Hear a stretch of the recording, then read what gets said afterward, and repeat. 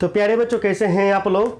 आशा करता हूं कि आप लोग बहुत अच्छे होंगे। आज मैं आप सभी को मनोविज्ञान पढ़ाने के लिए जा रहा हूं। प्यारे बच्चों, मनोविज्ञान का यह शायद तीसरा वीडियो है। द्वितीय वीडियो में मैंने आप सभी को मनोविज्ञान का कुछ बेसिक बातें बताया था, ठीक है। इसलिए प्यारे बच्चों, बेसिक बातें मैंने ख़त्म कर दिया था। इसलिए प्यारे बच्चों, आज मैं मनोविज्ञान का प्रथम अध्याय प्रारंभ करने के लिए जा रहा हूँ। बहुत बच्चे का कमेंट आ रहा था कि सर मनोविज्ञान का वीडियो अपलोड कीजिए। मैं वीडियो इसलिए अपलोड नहीं कर रहा था क्योंकि इसका सिलेबस काफ़ी छोटा है और हिस्ट्री हो गया, ज्योग्राफी, पॉलिटिकल साइंस, इसका सिलेबस काफ़ी बड़ा है। इसलिए मैंने सोचा कि सर्वप्रथम हिस्ट्री, ज्योग्राफी, पॉलिटिकल साइंस और हिंदी, इस चारों को ऊपर थोड़ा सा उठा दें। उसके बाद हम साइकोलॉजी को लेकर के चलें, और साइकोलॉजी बहुत कम भी स्टूडेंट न लेते हैं, ठीक है। प्यारे बच्चों, आपके पास यदि NCERT बुक होगा या BTBC बुक होगा तो मनोविज्ञान में कुल 9 अध्याय है। आपने 9 अध्याय देखा होगा NCERT बुक में, ठीक है। यदि आप SPPD बुक खरीदे होंगे तो SPPD में कुल अध्याय कितने दिखेंगे? तो 21 दिखेंगे। उसका कारण यह है कि जो NCERT में एक अध्याय है, SPPD ने क्या किया, उसे 2 अध्याय में आपको बना दिया, यानी आधा आधा पाठ करके, ठीक है। प्यारे बच्चों, मैं आपको SPPD बुक के अनुसार पढ़ाऊंगा, NCERT बुक के अनुसार नहीं पढ़ाऊंगा, SPPD बुक के अनुसार पढ़ाऊंगा। इसलिए SPPD में आपका जो प्रथम अध्याय है, प्रथम अध्याय का नाम क्या है? मनोवैज्ञानिक गुणों में विभिन्नताएं, ठीक है। इसके अंतर्गत SPPD इसी को देखिए, NCERT में यह भी शीर्षक आपको मिल जाएगा, ठीक है। लेकिन SPPD इसके अंतर्गत एक भाग का एक चैप्टर बना दिया। वह भाग कौन सा है? बुद्धि के सिद्धांत एवं व्यक्तिगत भिन्नताएं, ठीक है। तो प्यारे बच्चों, प्रथम अध्याय में हम लोग खास करके क्या देखेंगे? हम लोग खास करके बुद्धि के सिद्धांत देखेंगे, फिर हम व्यक्तिगत भिन्नताएं देखेंगे, ठीक है। तो प्यारे बच्चों, जब हम लोग बुद्धि के सिद्धांत के बारे में जानेंगे तो जाहिर सी बात है कि पहले हमें समझना पड़ेगा कि आखिर बुद्धि क्या होता है कि नहीं। जब तक आप लोग बुद्धि को ही नहीं समझिएगा, बुद्धि के प्रकार नहीं समझिएगा, तो क्या बुद्धि का सिद्धांत आप समझ पाइएगा? बिल्कुल ही नहीं, ठीक है। इसलिए प्यारे बच्चों, हम क्या करेंगे, तो बुद्धि को सबसे पहले समझेंगे, यानी बुद्धि का जो है हम सर्वप्रथम अर्थ देखेंगे, फिर प्यारे बच्चों क्या देखेंगे, तो फिर हम लोग परिभाषा देखेंगे, ठीक है। प्यारे बच्चों, यदि मैं बुद्धि का अर्थ के में बात करूं तो आम भाषा में कहिए, दैनिक बोलचाल की भाषा में बुद्धि का अर्थ विचार से लगाया गया है। किससे लगाया गया है? विचार से। बुद्धि के ही कारण हम किसी विषय में चिंतन नहीं कर पाते हैं, किसी वस्तु को समझ पाते हैं कि यह वस्तु क्या है, अपने जीवन की चुनौतियों का जो समस्या है उसका समाधान कर पाते हैं।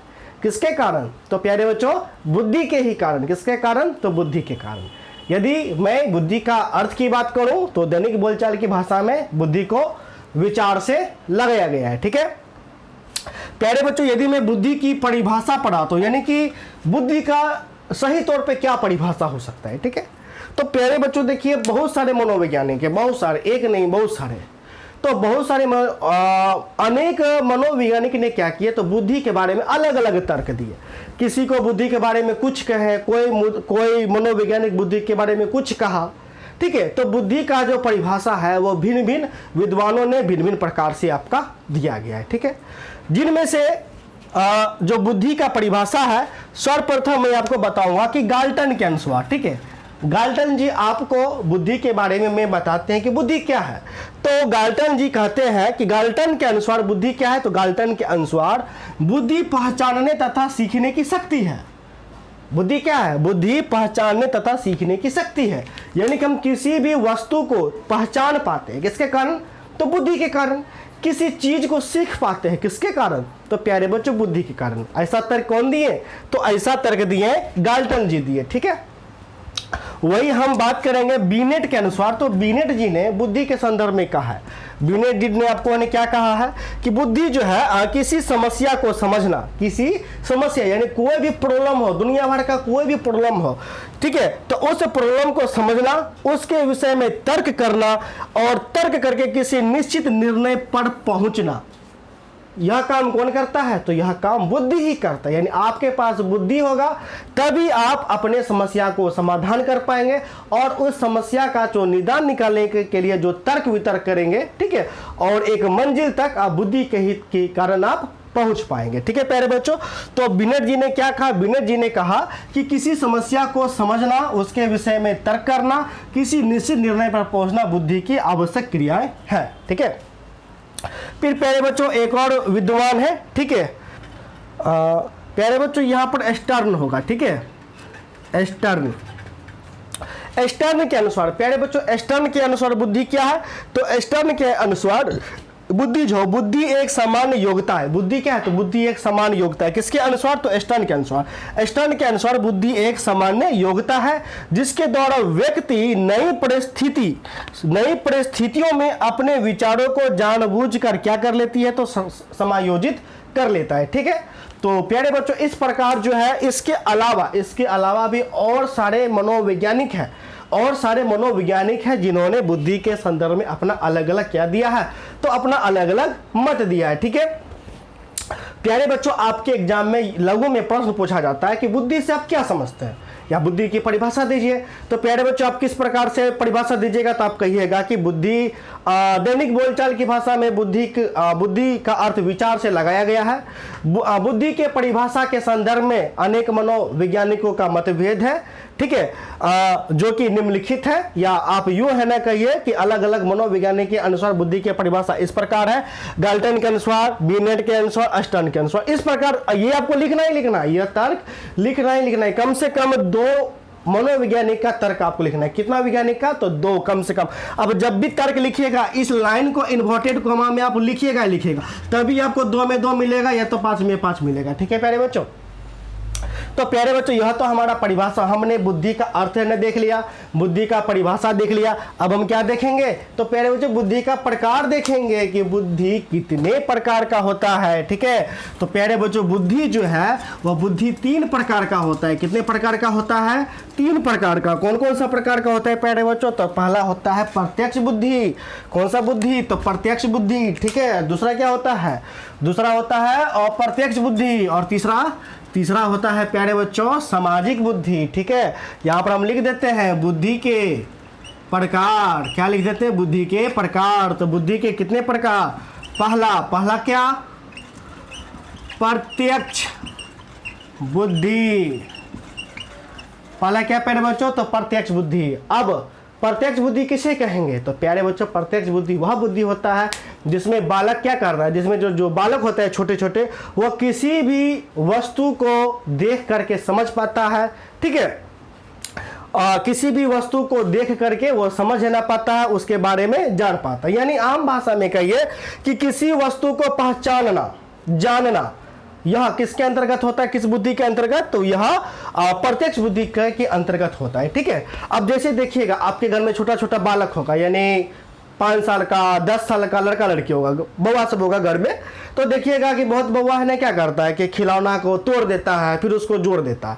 तो तोड़ करके जोड़ करके फिर जो बना देता है, तो उसके माता पिता क्या करते हैं, या फिर मामा जी आते हैं, देखते हैं अच्छा मेरा जो भेगना है खिलौना को तोड़ दिया, फिर उसको जोड़ दिया। तो मामा कहते हैं मेरा भेगना एक दिन क्या बनेगा, मेरा भेगना एक दिन पक्का इंजीनियर बनेगा, चूंकि उसमें वह गुण दिख रहा है कि नहीं। तो इस प्रकार हम कह सकते हैं कि प्रत्यक्ष बुद्धि के कारण हम किसी जो बालक होता है, जो छोटे छोटे शिशु होता है, उसके बारे में कह पाते हैं कि उसके बारे में कह पाते हैं कि यह लड़का आगे चलकर क्या बन सकता है, ठीक है। उसमें यदि उस प्रकार का बुद्धि देखा गया है तो, ठीक है। आसान भाषा में हम कह सकते हैं कि प्रत्यक्ष बुद्धि क्या है, तो प्रत्यक्ष बुद्धि किसी भी वस्तु को भली भांति समझना, ठीक है, वो आपका प्रत्यक्ष बुद्धि का कार्य होता है, ठीक है। दूसरा क्या होता है, अप्रत्यक्ष बुद्धि। तो प्यारे बच्चों, अप्रत्यक्ष बुद्धि क्या, तो जाहिर सी बात है अप्रत्यक्ष, यानी अपने मन से नहीं बुद्धि आए, दूसरे के माध्यम से बुद्धि आए। तो दूसरे के माध्यम से बुद्धि कहाँ से आएगा, तो प्यारे बच्चों किताब से आएगा कि नहीं आएगा। तो अप्रत्यक्ष बुद्धि के कारण हम लोग क्या करते हैं, तो हम लोग अप्रत्यक्ष बुद्धि के कारण यह किताब से जो ज्ञान जो लेते हैं, या चिन्हों को पहचान करके ज्ञान लेते हैं, उस प्रकार के बुद्धि को हम लोग क्या कहते हैं, उस प्रकार के बुद्धि को हम लोग अप्रत्यक्ष बुद्धि कहते हैं। या यूं कहिए कि जो किताब को रट गया, उससे जो शिक्षा मिला, ठीक है, वह बालक, उस बालक के अंदर कौन सा बुद्धि है, तो अप्रत्यक्ष बुद्धि है, ठीक है। और तीसरा प्यारे बच्चों यानी क्या हो जाएगा, तीसरा हो जाएगा सामाजिक बुद्धि। अब प्यारे बच्चों, सामाजिक बुद्धि से आप क्या समझते हैं, सामाजिक का मतलब ये होता है समाज। अब इसमें क्या करता है कि इसमें जो लोग होते हैं वो पहले समाज को देख लेते हैं, समाज को परख लेते हैं। अब समाज को देख करके परख करके समाज के अनुकूल कार्य करते हैं। समाज के अनुकूल रहने क्या करते हैं तो कार्य करते हैं। तो इस बुद्धि को आपको कहा जाता है कौन सा बुद्धि, तो सामाजिक बुद्धि। ठीक है, अब एग्जाम्पल के लिए हम आपको देते हैं। आप पढ़ लिए हमसे, आप पढ़ लिए, आपके अंदर बहुत ज्ञान है ना चलाया, तो आपके अंदर जो ज्ञान आया किसके अंतर्गत, तो अप्रत्यक्ष के अंतर्गत, यानी किताब से आप अपना ज्ञान लिए। ठीक है, और आप पढ़ लिख करके कलेक्टर बन गए। ठीक है, समाज में गए, समाज में देखिएगा आपने है क्या किया, आपने जो कुरकुरे खाए उसका पन्नी फेंक दिए, जहां तहां फेंक करके गंदगी है ना फैला दिए। तो क्या आप समाज के अनुसार कार्य किए, नहीं किए। ठीक है, तो सामाजिक बुद्धि के अंतर्गत है ना क्या, सामाजिक बुद्धि के अंतर्गत है ना क्या है ना होता है कि आप जो भी कार्य करिएगा वो समाज को देखते हुए है ना करिएगा। जैसे मान के चलिए कि आपके समाज में जो रीति रिवाज है, तो आपका सामाजिक बुद्धि कहता है कि आप उसी रीति रिवाज के अंतर्गत ही आपको चलना है। ठीक है मेरे बच्चों, आपको समाज से मतलब रखना है। ठीक है, तो इस प्रकार व्यक्ति है ना क्या करता है, तो समाज के अनुकूल व्यवहार करता है। तो समाज के अनुकूल जब व्यक्ति व्यवहार करता है तो उस प्रकार का जो बुद्धि आता है उसे ही हम लोग सामाजिक बुद्धि कहते हैं। ठीक है, तो प्यारे बच्चों यह आपका बुद्धि के प्रकार हो गया। तो प्यारे बच्चों बुद्धि के कुल कितने प्रकार, तो बुद्धि के 3 प्रकार, प्रत्यक्ष बुद्धि, अप्रत्यक्ष बुद्धि और सामाजिक बुद्धि। ठीक है, अब प्यारे बच्चों हम लोग क्या देखेंगे, हम लोग देखेंगे बुद्धि और ज्ञान। अब ज्ञान क्या होता है। ठीक है, इसमें देखिए, इसमें जो किताब से हम लोग जो ज्ञान जो है लिए कि हमने नहीं लिया, वही हम लोग देखेंगे। ठीक है, तो हम लोग बुद्धि वर्सेस ज्ञान देखेंगे। क्या देखेंगे, तो बुद्धि वर्सेस ज्ञान। ठीक है, एक तरफ बुद्धि या दूसरी तरफ ज्ञान, बुद्धि और दूसरी तरफ ज्ञान। अब प्यारे बच्चों क्या बुद्धि और ज्ञान में अंतर होता है, बताइए। बिल्कुल अंतर होता है। बुद्धि और ज्ञान में क्या होता है, तो अंतर होता है। बुद्धि जो होता है वह जन्मजात होता है, बुद्धि जन्मजात होता है। ठीक है, जबकि जो ज्ञान है वह जन्मजात नहीं होता है। ज्ञान क्या होता है, ज्ञान हासिल किया जाता है। आप हासिल कैसे कर सकते हैं, आप पढ़ के हासिल कर सकते हैं। कैसे, तो आप पढ़ के हासिल है ना कर सकते हैं। ठीक है, तो हम कह सकते हैं कि बुद्धि जन्मजात होता है जबकि ज्ञान आपका जन्मजात नहीं होता है। ठीक है, उसके बाद ज्ञान को प्यारे बच्चों हासिल करने के लिए लोग है ना क्या करते हैं, लोग जो किताबों को पढ़ते हैं, अध्ययन है ना करते हैं कि है ना नहीं है ना करते। जबकि बुद्धि क्या होता है कि बुद्धि में लोग चिंतन करता है, यानी आप जो भी ज्ञान प्राप्त किया, ठीक है, आप मान के चलिए आप हमसे जो भी शिक्षा लिए, अब शिक्षा लेने के बाद आप अपने अनुसार जो चिंतन करिएगा, चिंतन करने के यानी कि सोच करके जो आप अपना तर्क लगाइएगा वही आपको क्या कहलाएगा, वही आपको बुद्धि है ना कहलाएगा। ठीक है, तो प्यारे बच्चों आपको लघु में पूछता भी है कि बुद्धि और ज्ञान में क्या अंतर होता है। तो साधारण रहने रखिए कि बुद्धि जन्मजात होता है जबकि ज्ञान आपको जन्मजात नहीं होता। जन्मजात हम है ना क्यों कहते हैं, जैसे देखिएगा कि बहुत अनुवांशिक होता है कि जिनके पिताजी जो है मतलब कि बहुत तेज है, ठीक है, बुद्धि बहुत ज़्यादा बुद्धि है, तो जाहिर सी बात है कि उनका जो पुत्र होगा यह ज़्यादा चांसेज है ना होता है कि उसके पुत्र का भी जो बुद्धि क्या हो, तो उसका भी पुत्र का बुद्धि ज़्यादा होता है। ठीक है, अब प्यारे बच्चों इसमें देखिएगा एक प्रश्न है। ठीक है, हर ज्ञानी हर विद्वान हम लिख देते हैं। ठीक है, हर ज्ञानी हर विद्वान बुद्धिमान नहीं होता। बुद्धिमान नहीं होता, इसको समझिए। हर विद्वान बुद्धिमान नहीं होता। ठीक है, हर बुद्धिमान ज्ञानी नहीं होता, या यूं कहिए कि विद्वान नहीं होता। ठीक है, अब इसी को समझना है, इसको समझिएगा, यह आप अच्छे से समझ जाइएगा। हर विद्वान बुद्धिमान नहीं होता। विद्वान मतलब क्या, अब मान के चलिए आप ठहरे कीड़ा, किस चीज का, तो इतिहास पढ़ने का आप में कीड़ा लगा हुआ है। आप इतिहास को खूब पढ़ गए, इतना इतिहास पढ़ लिए कि आप इतिहास के विद्वान हो गए। किसके विद्वान, तो इतिहास के। दुनिया भर का कोई भी लोग आपको इतिहास के बारे में पूछे, आप मुजवानी है ना उसका व्याख्या कर दिए। लोगों ने कहा वाह आप क्या हैं? आप इतिहास के विद्वान हैं, ठीक है। लेकिन आप घर पे आते हैं और घर पे आते के साथ ही आप बच्चों जैसी हरकत करते हैं।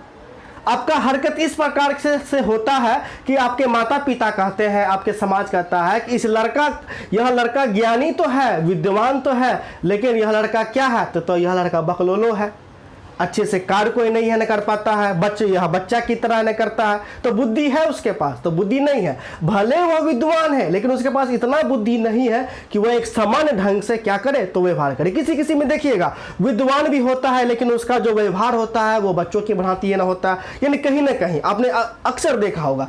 इसलिए हर विद्वान जो होता है वह जरूरी नहीं क्या हो, तो बुद्धिमान हो, यानी वह हमेशा बुद्धि से काम ले, ठीक है।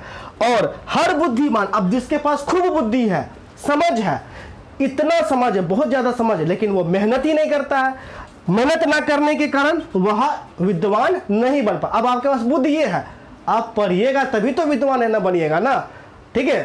तो हर बुद्धिमान विद्वान नहीं होता है, ठीक है, यह जरूरी नहीं है, ठीक है। तो क्या जरूरी नहीं है कि हर विद्वान बुद्धिमान नहीं होता और हर बुद्धिमान विद्वान नहीं होता, ठीक है प्यारे बच्चों। तो यह कौन फर्क न दिलाता है, तो यही ज्ञान और बुद्धि। अब ज्ञान के ही कारण कड़ा मेहनत करके, ठीक है, कड़ा मेहनत करके वह विद्वान बन गया, लेकिन बुद्धि ना होने के कारण बुद्धिमान नहीं बना। और बुद्धिमान बुद्धि तो है लेकिन कड़ा मेहनत नहीं किया, जिसके कारण वह विद्वान नहीं बन पाया, ठीक है प्यारे बच्चों। तो प्यारे बच्चों यह तो यह ज्ञान भी हो गया, बुद्धि भी हो गया। अब हम एक और शब्द ना ले लेते हैं, संस्कृति। कि संस्कृति से आप क्या समझते हैं, ठीक है, आपके एग्जाम में भी आता है, नहीं तो छोड़िए संस्कृति, आज हम ना छोड़ देते हैं, छोड़ देते हैं। कल प्यारे बच्चों हम बताएंगे बुद्धि के सिद्धांत बुद्धि के सिद्धांत बताएंगे, बुद्धि के परीक्षण का विधि हम बताएंगे, बुद्धि लब्धि हमें बताएंगे, संस्कृति बताएंगे और यह बता करके हम क्या करेंगे, हम फर्स्ट अध्याय समझाने का कार्य कल हम खत्म करेंगे और फिर हम क्वेश्चन आंसर आपको करा देंगे। तो प्यारे बच्चों मिलते हैं नेक्स्ट वीडियो में, तब तक के लिए धन्यवाद।